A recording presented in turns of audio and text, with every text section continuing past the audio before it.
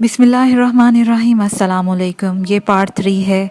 आज हम आपके लिए किताब ला रहे हैं नील महल की रक्कासा। ये एक मुकम्मल किताब है। आवाज़ तालियावान, मुसन्निफ़ है मिराहत।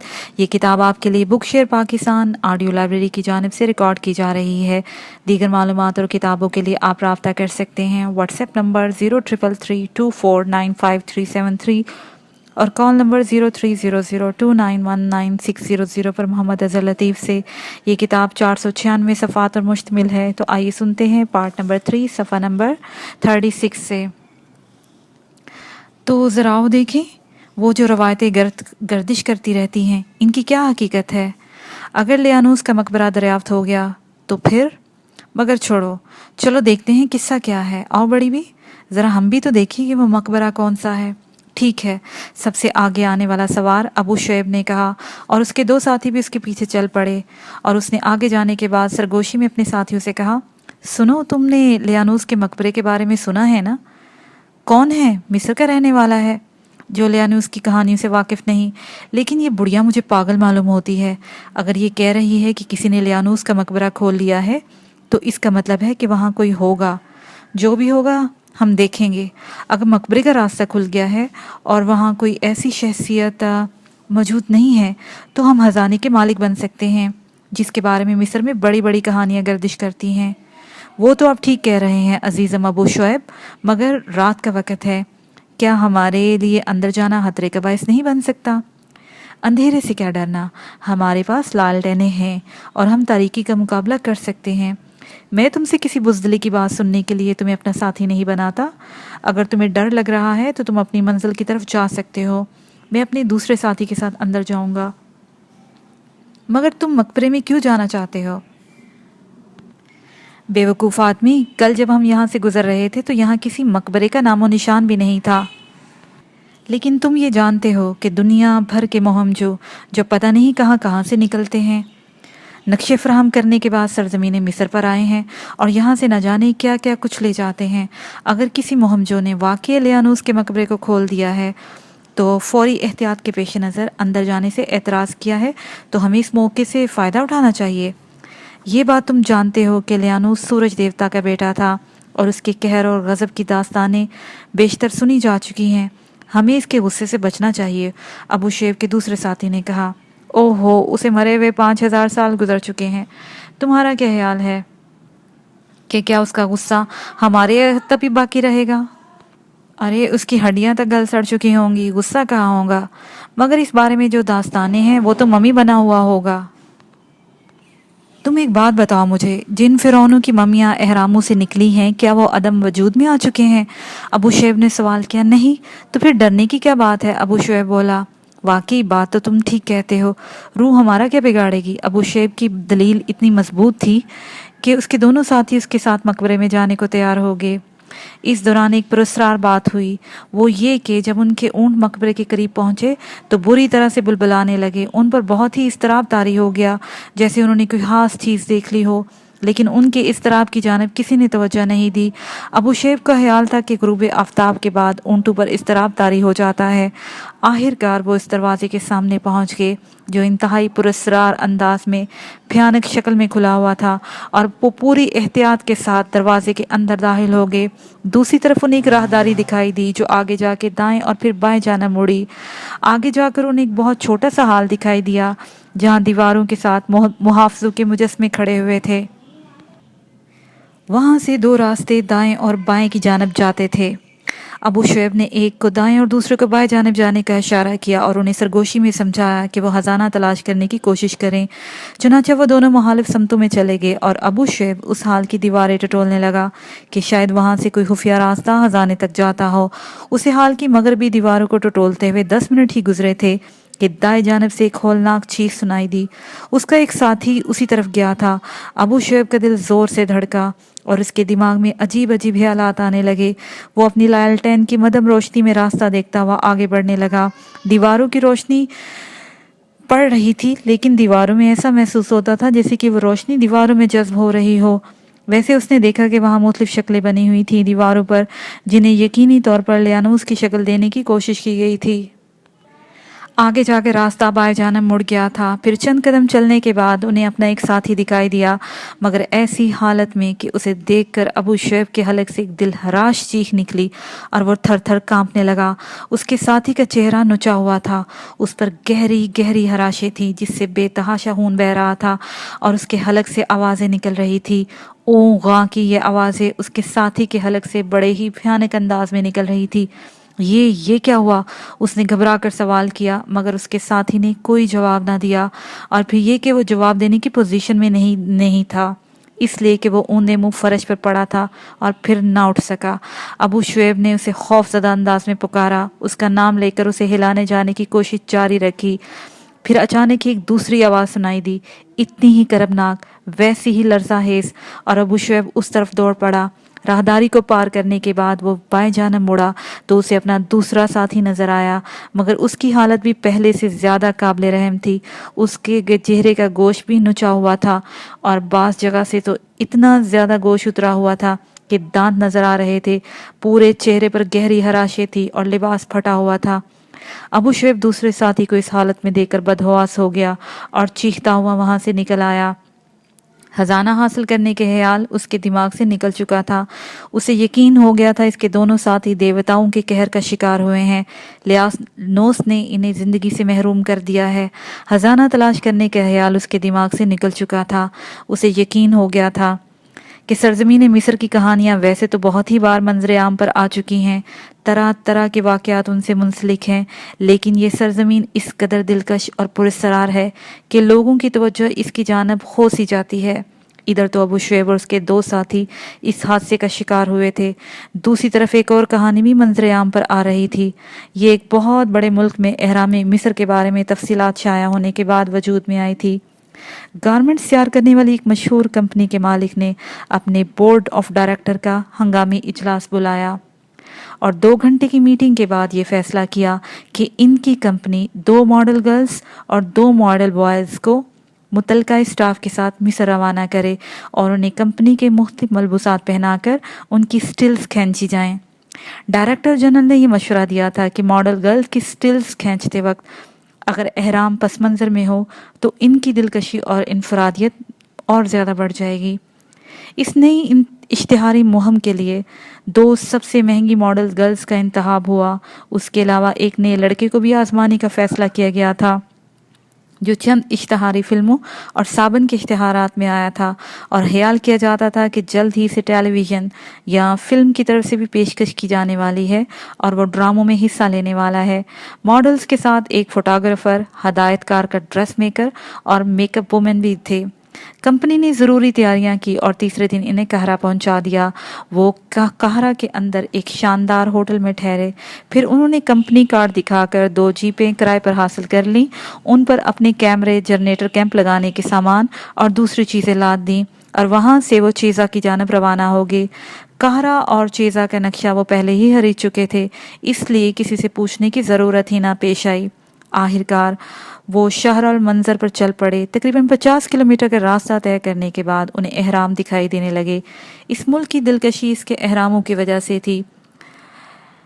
لشیا نے گہرا سانس لے کر کہا، اور پھر پچھلی جیپ کے حصے میں بیٹھی ہوئی تھی اور فوٹوگرافر جینی اسٹلز اتار رہا تھا، جبکہ پس منظر میں قاہرہ کے احرام تھے۔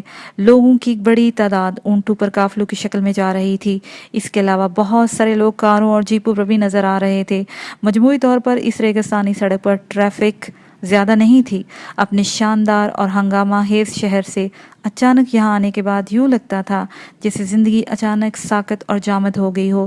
دوسری لڑکی گیری نے سیٹ سے ٹیک لگاتے ہوئے کہا۔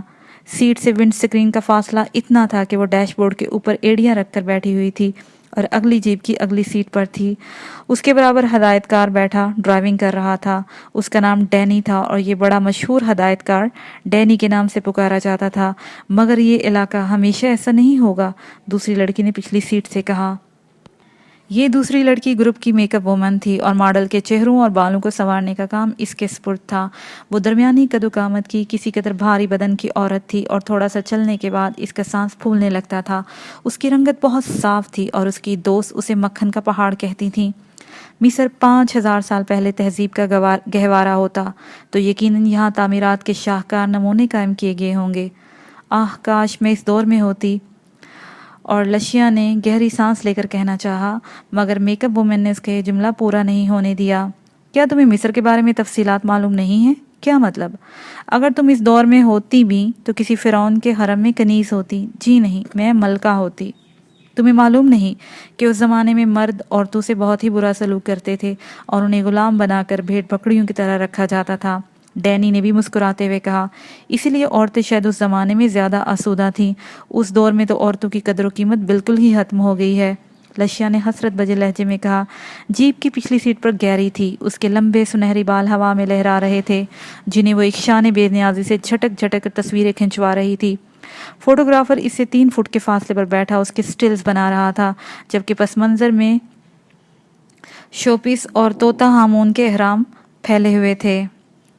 یہ سٹلز کاش ہم احراموں کے اندر جا کر کھنچواتے، گیری نے بدستور حسرت بھرے لہجے میں کہا۔ میرے دل میں بھی یہی خواہش ہے۔ مجھے احراموں کی یہ سرزمین بڑی ہی دلکش اور رومانٹک لگتی ہے۔ کاش کہ میں ان ماڈلز کو اس کے پہلو میں کھڑا کر کے سٹلز بناتا۔ اگر ایسا کر پاتا تو میں یقین کرو دنیا میں دھوم مچ جاتی۔ ان مصریوں کی زندگی کتنی پراسرار ہے۔ ہاں، ہمیشہ سے ہی ایسی ہے، جینی نے کہا۔ لیکن میں تمہیں ایک بات بتا دوں، مصر ایک ترقی پذیر ملک ہے۔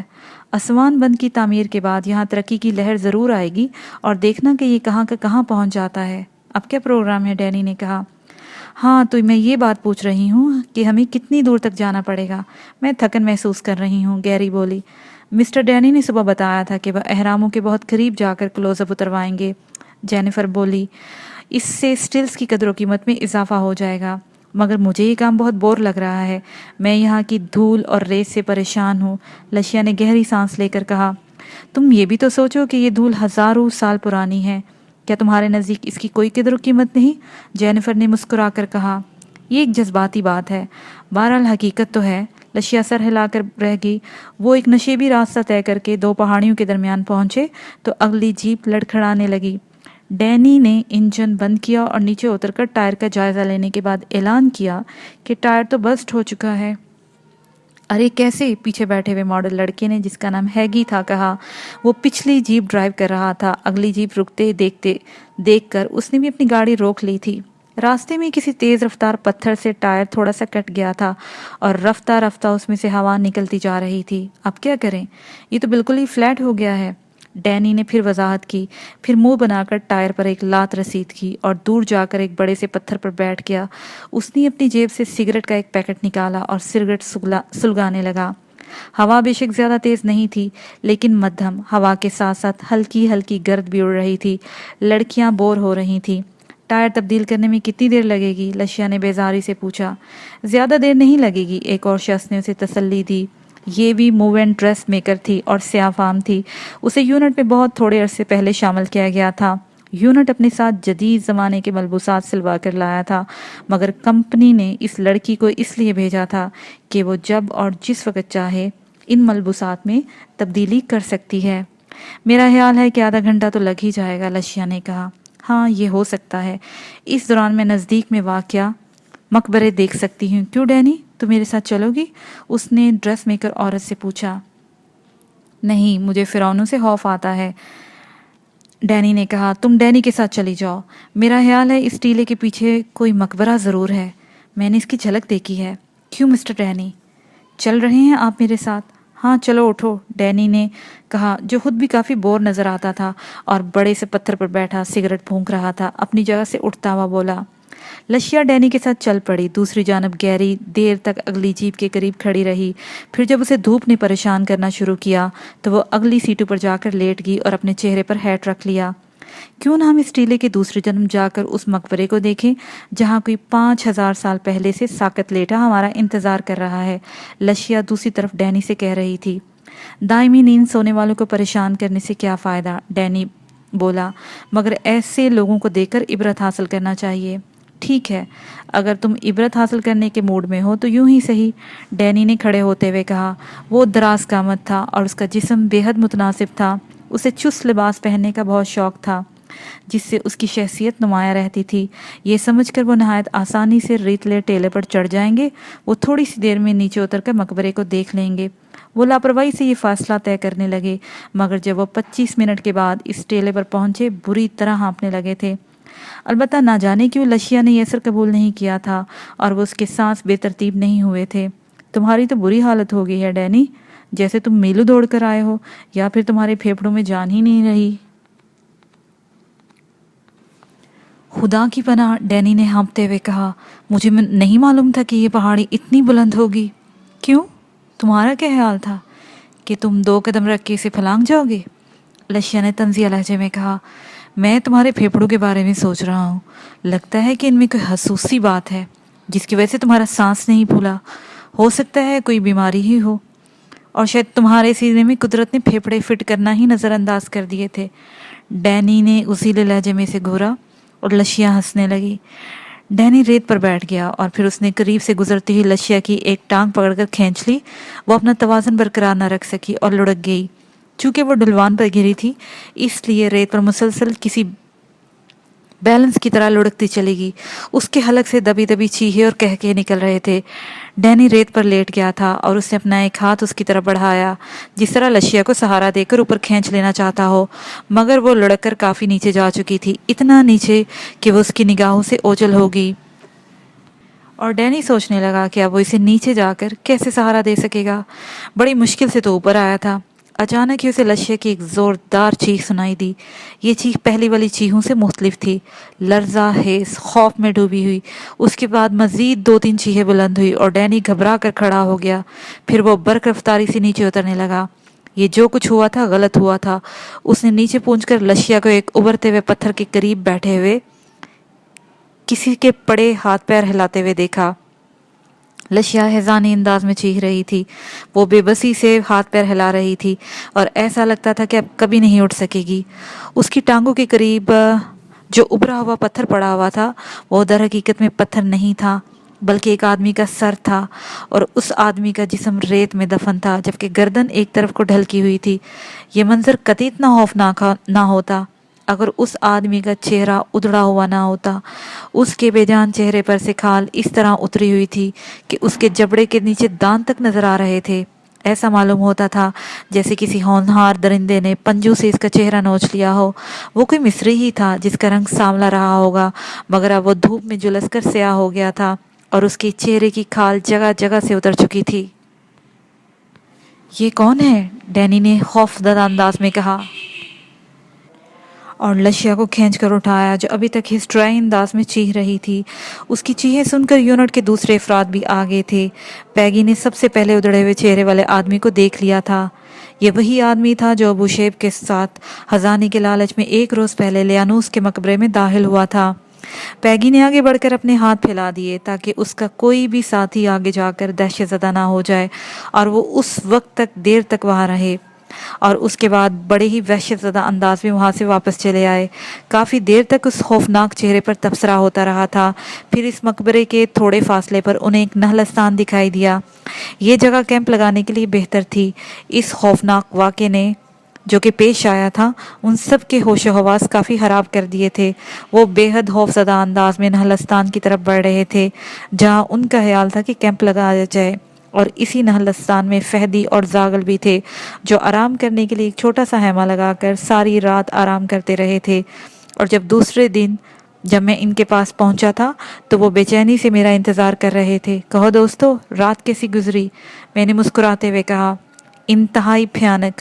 رات بھر فرعونوں سے ہماری جنگ چلتی رہی۔ فرعونوں سے؟ ہاں، پراسرار روحیں ہمیں یہاں سے بھگانا چاہتی تھی، لیکن ہم بھاگنے والوں میں سے کہاں تھے، چنانچہ رات بھر ڈٹے رہے۔ تو پھر تیار ہو جاؤ، مگر تم تو بہت تر و تازہ نظر آ رہے ہو۔ ہاں بھئی، مجھے بس اتنی ہی تکلیف ہوئی ہے کہ میں یہاں سے اپنی جیپ میں ہوٹل پہنچا اور وہاں سے دوبارہ تیار ہونے کے بعد یہاں آیا، اچھی طرح نہا دھو کر فارغ ہوا ہوں۔ اب میرا خیال ہے ہمیں اس مقبرے کی جانب چلنا چاہیے، آؤ، انہوں نے کہا اور مقبرے کی طرف قدم بڑھا دیے۔ جب ہم اس مقبرے میں داخل ہوئے تو ہمیں ایک چھوٹا سا ہال نظر آیا، مگر اس ہال میں کچھ خاص چیز نہیں تھی سوائے اس کے کہ وہاں دیواروں پر 4 مجسمے نصب تھے، بالکل اصلی لگتے تھے۔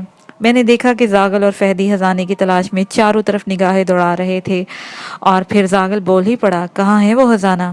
بیوقوف آدمی، پہلے ہمیں اس مقبرہ یعنی جائے مدفن تلاش کرنی چاہیے۔ میرا خیال ہے ہم اس کے بائیں جانب کا دروازہ اڑا دیں تو اس کی ممی تک پہنچ سکتے ہیں۔ میں نے خیال آرائی کی۔ کیا تمہارا یہ خیال نقشے کے مطابق ہے؟ ہاں ٹھیک ہے۔ زاغل غرتا ہوا باہر کھڑی ہوئی جیپ تک پہنچ گیا۔ فہدی بھی اس کے ساتھ تھا۔ وزنی چٹان اور دیوار کو اڑانے کے لیے زاغل نے پہلے سے بندوبست کر لیا تھا اور اپنے ساتھ جیلیٹن لایا تھا۔ یہ جیلیٹن بارود سے بھی زیادہ طاقتور تھا۔ اس سے اتنا زوردار دھماکہ ہوتا تھا کہ مضبوط سے مضبوط چٹان بھی اڑ جائے۔ 2 بکس پچھلی جیپ کی سیٹ کے نیچے رکھے ہوئے تھے۔ ایک بکس لے کر وہ اندر آ گیا۔ اس دوران میں نے وہ جگہ صاف کر دی تھی جہاں اس بسٹ کو رکھ کر اڑانا مقصود تھا۔ بکس سے جیلیٹن نکال کر اس نے چھوٹی چھوٹی سی ڈھیریاں بنائی اور کچھ کو ایسے رہنوں میں بھر دیا جو وہاں موجود تھے۔ ان سلوں کے اندر پہلے سے چھوٹے چھوٹے رہنے موجود تھے جنہیں جیلیٹن سے بھر دیا گیا۔ پھر زاغل نے ایک فیتے کے ذریعے جیلیٹن کو آگ لگا دی۔ ہم سب دور چلے گئے۔ کچھ لمحوں کے بعد ایک ہولناک دھماکہ ہوا اور اچانک وہ سنگی دروازہ اڑ گیا جو ہمارے راستے میں حائل تھا۔ تھوڑی دیر تک ہم نے وہاں انتظار کیا اور پھر اس کے بعد اس جگہ سے اندر داخل ہو گئے۔ میں چاروں طرف دیکھ رہا تھا اور مجھے جو معلومات حاصل ہوئی تھی ان کے مطابق میں نے اس چبوترے کی طرف دیکھا تو میرا دل خوشی سے اچھل پڑا۔ دیکھو وہ لیانوس کی ممی ہے۔ میں نے اشارہ کیا اور تیزی سے اس کی طرف دوڑ گیا۔ ممی کے بالکل قریب ہی ایک برتن رکھا ہوا تھا۔ زاغل نے اس برتن میں ہاتھ ڈال کے دیکھا تو اس کی انگلیاں کسی چیز سے ٹکرائیں اور جب وہ ہاتھ باہر نکال رہا تھا تو اس کے ہاتھ میں کچھ دانے جیسی چیز گری۔ وہ گندم تھی، 5000 سال پرانی گندم۔ زاغل نے وہ ایک طرف پھینک دی اور بولا، یہ سب کیا ہے؟ یہاں تو کچھ بھی نہیں ہے۔ یہاں ایک دروازہ اس کمرے میں کھلتا ہے، میں نے کہا۔ مگر یہاں تو 3 دروازے ہیں، زاغل نے کہا۔ یہ دروازے اتنے ٹھوس اور مضبوط تھے کہ ایسا لگتا تھا ان کے پیچھے کسی خزانے کے بجائے ریت کے ڈھیر ہوں۔ وہ دوسرے سرے پر پہنچا تو اچانک ہی میں نے ایک انتہائی خوفزدہ اور گھبرائے ہوئے شخص کو دیکھا جو احمقوں کی طرح وہاں بیٹھا ہوا تھا۔ یہ بری طرح چونک پڑے۔ انتہائی حیرت ہوئی تھی ہمیں کہ یہ زندہ انسان یہاں کہاں سے آ گیا؟ کون ہو تم اور یہاں کیسے آ گئے؟ میں اکیلا نہیں تھا، میرے ساتھ 2 ساتھی اور بھی تھے۔ وہ نہ جانے کہاں چلے گئے۔ وہ پاگلوں کسی انداز میں بولا اور اپنے بارے میں کچھ نہیں بتا سکا۔ بہرحال اس آدمی کو وہاں سے باہر نکالا گیا اور ہم اسے باہر لے آئے۔ فہدی اور زاغل بد دل نظر آ رہے تھے۔ میں محسوس کر رہا تھا کہ وہ خزانے کے حصول کے لیے مضطرب ہے، لیکن میں کیا کر سکتا تھا؟ دوسری طرف نہلستان میں جینیفر اور ڈینی کے ساتھی، ان دونوں نے پھولدار جھولیاں لگا لی تھیں۔ ایک جھولداری میں عورتوں کے لیے اور ایک مردوں کے لیے تھی۔ وہ وہاں ہنسا کام کر رہے تھے اور دوسری صبح کچھ کرنے کے لیے تیار تھے۔ دوسرے دن انہوں نے اپنے کام کو آزاد کر دیا اور اس مقبرے کے پاس پہنچ گئے جہاں انہیں اسٹل فوٹوگرافی کرنی تھی۔ ادھر زاغل اور فہدی کچھ بد دل سے نظر آ رہے تھے۔ انہیں خزانہ نہ ملنے کا بڑا ہی دکھ تھا اور وہ خاص طور پر مجھ سے نفرت کا اظہار کر رہے تھے۔ اس وقت زاغل ایک طرف کھڑا گہرے گہرے سانس لے رہا تھا کہ اچانک ہی کوئی چیز اڑتی ہوئی آئی اس کے شانوں پر گر پڑی۔ اس نے اس دراری طور پر چیخ ماری اور اپنی گردن کو ٹٹولا تو معلوم ہوا وہ ایک رسی کا ٹکڑا ہے۔ اس کے حلق سے سام سام کی ڈری ڈری آوازیں نکلی اور سب نے ایک طرف دیکھا۔ تقریباً 2 فرلانگ کے فاصلے پر چند رنگین چھتریاں لگی ہوئی تھی۔ ایک جیپ کھڑی ہوئی تھی اور 2 گھوڑے کھڑے وہاں پر ہنہنا رہے تھے۔ ان دونوں پر عورتیں سوار تھیں۔ نہ جانے کیا سوچ کر زاغل نے اپنی بندوق اٹھا لی اور ان لوگوں پر فائرنگ شروع کر دی۔ 2 فائروں سے تو کچھ نہیں ہوا، لیکن تیسرے فائر پر انہوں نے دوڑ کر جیپ کی آڑ لے لی اور بیٹھ گئے۔ وہ اب بھی فائرنگ کی رینج میں تھے۔ اس وقت میں اور فہدی باہر کی جانب لپکے اور اس کے ہاتھ سے بندوق چھین لی۔ تم سمجھ رہے ہو یہ لوگ ڈاکو ہیں؟ تمہارا دماغ خراب ہو گیا ہے؟ یہ لوگ کسی فلم کے یونٹ سے وابستہ ہیں اور ادھر دیکھو شاید وہ کہ فلم بنا رہے ہیں۔ اور تھوڑی دیر کے بعد یہ لوگ ان تک پہنچ گئے۔ دونوں پارٹیوں میں دوستی ہوگی اور وہ لوگ یہاں بیٹھ کر باتیں کرنے لگے۔ مجھے اصل میں اب زاغل اور فہدی سے خطرہ محسوس ہونے لگا تھا کیونکہ وہ جس خزانے کے لیے بے چین تھے وہ مجھ سے نفرت کا اظہار کر رہے تھے۔ اس سے پتہ چلتا تھا کہ جلد ہی وہ میرے خلاف کوئی محاذ بنا لیں گے۔ اس پارٹی سے مل جانے کے بعد مجھے خاص مدد مل سکتی تھی، چنانچہ میں نے ان سے قریب ہونے کا فیصلہ کر لیا۔ وہ لوگ مجھ سے باتیں کرنے لگے اور انہوں نے اپنا تعارف کرایا تو میں نے ان سے دلچسپی کا اظہار کیا، لیکن جب لشیا نے اس سے سوال کیا मगर खूबसूरत आदमी, तुम यहाँ क्या कर रहे हो? मकबरे की सैर। क्या तुम जानते हो ये मकबरा किसका है? हाँ, एक बहुत बड़े फिरौन लियानूस का मकबरा है ये सूरज देवता के बेटे की हैसियत से मशहूर हुआ था। ओह, तब तो ये मकबरा मैं भी देखना चाहती हूँ, लशिया ने कहा, और वो किसी का इंतजार किए बगैर मकबरे की जानिब चल पड़ी। उस वक्त दूसरी लड़की गैरी ने भी इसकी तरफ कदम बढ़ाए। सुनो, मेरी बात सुनो। इस तरह मकबरों में दाखिल होना अच्छी बात नहीं होती। तुम थोड़ा सा रुको। लेकिन गैरी ने तो इसकी बात ही सुनी अनसुनी कर दी थी। वो सब अंदर की तरफ चल पड़े। उधर फहदी और जागिल मुंह लटकाए खड़े हुए थे। मैं बेबसी से इन्हें देखने लगा। फिर मैंने बेबसी से इनसे कहा, मैं इन्हें रोक नहीं सकता था। जहन्नुम में जाओ, तुम भी जाओ, मरो इनके साथ। आओ मेरे साथ अंदर आओ, मैंने कहा, और हम लोग फिर अंदर की जानब चल पड़े। अंदर जगह जगह मशलें जल रही थी और महदूद सी रोशनी हो रही थी, मगर इस रोशनी में उन्होंने दुनिया का हैरत अंगेज मंजर देखा। दरो दीवार पर तस्वीरें बनी हुई थी। 4 मुजस्मे दीवार पर नस्ब थे और यूँ लगता था जैसे उनकी आंखें चमक रही हों, वो किसी वक्त भी चलने फिरने वाले हों। दोनों लड़कियां इन्हें देख कर सहम गई। उधर लियानूस की मम्मी भी नजर आ रही थी और वो एक दूसरे को समझा रहे थे कि किसी मुर्दा शख्स से भला क्या किसी को खौफ हो सकता है। तो ये 5,000 पुरानी एक लाश है जो साकित पड़ी है। इसे देखकर क्यों डरते हो? खुदाया, कितनी हैरत अंगेज जगह ये। डैनी ने इसके दरो दीवार पर निगाह डालते हुए कहा, मैं यह स्टिल्स बनाना चाहता हूँ इस मम्मी के साथ। जब मॉडल्स की तस्वीरें शाया होंगी तो क़यामत आ जाएगी। तो फिर आओ, बाहर चलकर सामान उठा लाएं, हैगी ने कहा, और वो इस वक्त रंगीन फूलदारी में और शर्ट में बहुत ही हसीन लग रहा था। सब बाहर चले गए तो मेरा पारा चढ़ गया। मैंने जागल को गालियां देते हुए कहा, कुत्ते, ये सब तेरी वजह से हुआ है। अगर तू इन लोगों पर फायर ना करता तो ये हमारी तरफ मुतवज्जा ही ना होते। तुम मुझसे फजूल बातें मत करो। मैं कहता हूँ कि हजाना कहाँ है? जहन्नुम में गया तू और हजाना। तू क्या समझता है हजाना मेरी जेब में है क्या? दीवाना हो गया है तू? अब मुझे बताओ करना क्या है? फहदी ने किसी कदर नरम लहजा इख्तियार करते हुए कहा, मैं कुछ नहीं कह सकता फहदी, सिवाय इसके कि ये लोग यहाँ स्टिल्स बनाने लगें तो हम अपने काम में मसरूफ़ हो जाएंगे। काश किसी तरह मैं इन लोगों को यहाँ से चलता किया जा सके। मैं खुद भी गौर कर रहा था। बहरहाल थोड़ी देर के बाद वो लोग अपना सामान उठाकर वहाँ ले आए। उन्होंने जगह जगह अपने कैमरे फिट कर दिए और फ्लड लाइट्स नस्ब कर दी। उनके पास इंतहाई ताकतवर बैटरी भी थी जिससे उन्होंने अपनी लाइट्स रोशन कर ली थी। 1 घंटे के बाद वो मकबरा जो मुर्दा और कोहन रसीदा दिखाई दे रहा था अचानक जगमगा उठा। उसके दरो दीवार में जैसे जान पड़ गई। लाइटें इतनी तेज थी कि मकबरा चमक उठा था। वो लोग मम्मी को पस मंजर में लेते हुए तस्वीरें बनाने लगे। लशिया बहुत खुश थी। वो अपने आप को ज़माना कदीम में फिरौनों के दरबार में महसूस कर रही थी। मैं, जागल और फहदी इन लोगों की कार्रवाई देख रहे थे।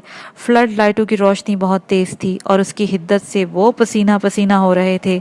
इसी असना में मैंने एक हैरत अंगेज चीज़ देखी। वो ये